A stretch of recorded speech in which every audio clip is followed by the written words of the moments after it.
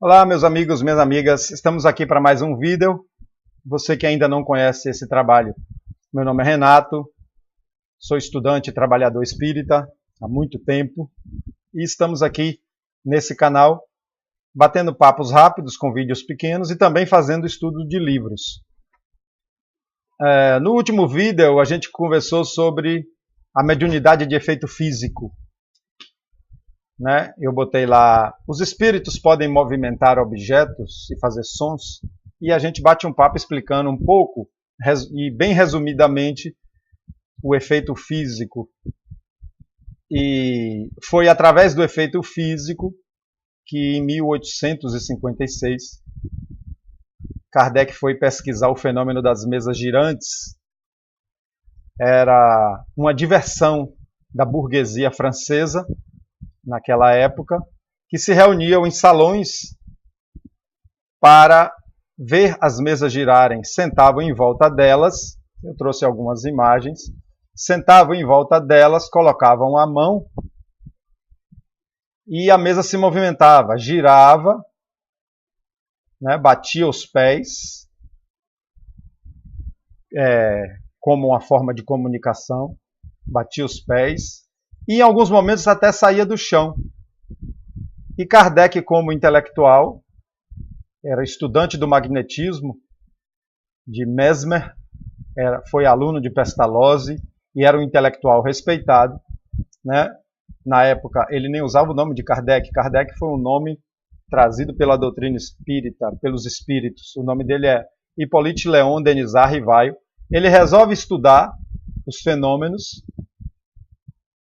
por curiosidade científica e acaba descobrindo que por detrás desses fenômenos tinham inteligências. Ele fez muita observação, não foi um trabalho rápido, e que existia uma inteligência por detrás, que não era apenas um efeito da matéria, como a dilatação, por exemplo.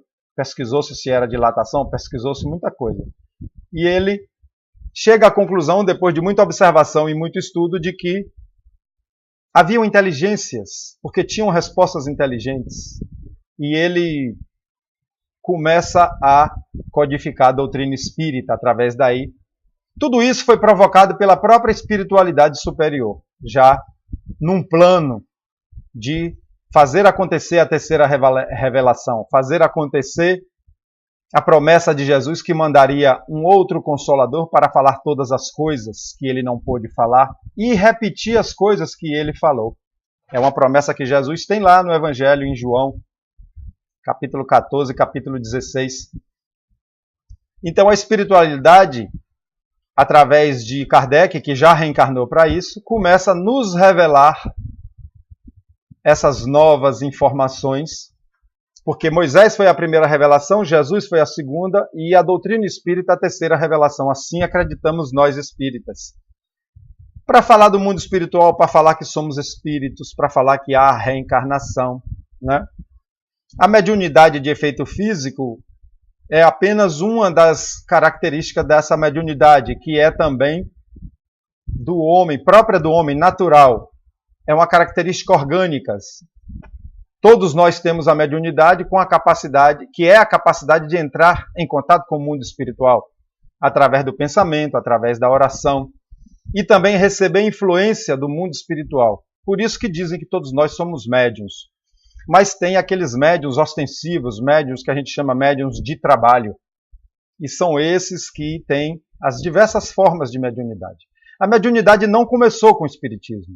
A mediunidade é própria do ser humano, logo, desde que existiu o ser humano.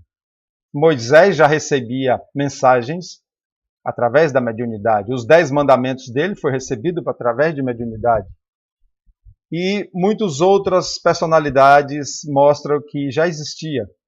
Os fenômenos que Jesus proporcionou, muitos de efeito físico, também através da mediunidade. Quando ele trouxe ao monte Moisés e Elias e teve ali uma reunião. Aquilo foi uma materialização ou uma manifestação mediúnica, certo?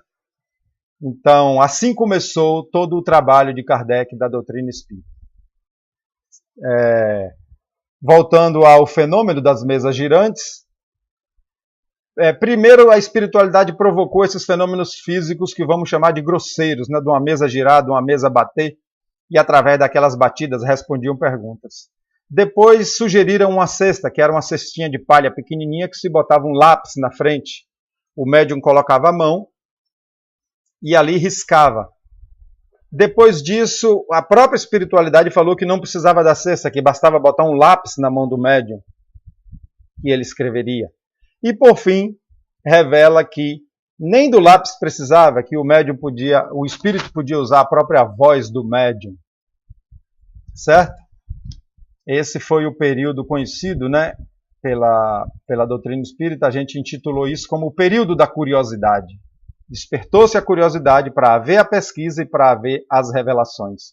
E esse trabalho culminou no Livro dos Espíritos, um livro que hoje tem, que na sua última versão ele tem 1019 perguntas, a primeira saiu com 500 e poucas, e a própria espiritualidade chama a completar o livro, que hoje tem 1019 perguntas, e que tem perguntas e respostas, que tem respostas para todas as questões da humanidade, por que sofremos, por que nascemos, por que morremos, de onde viemos, o que é Deus, tem resposta para tudo que nos aflige, tá bom?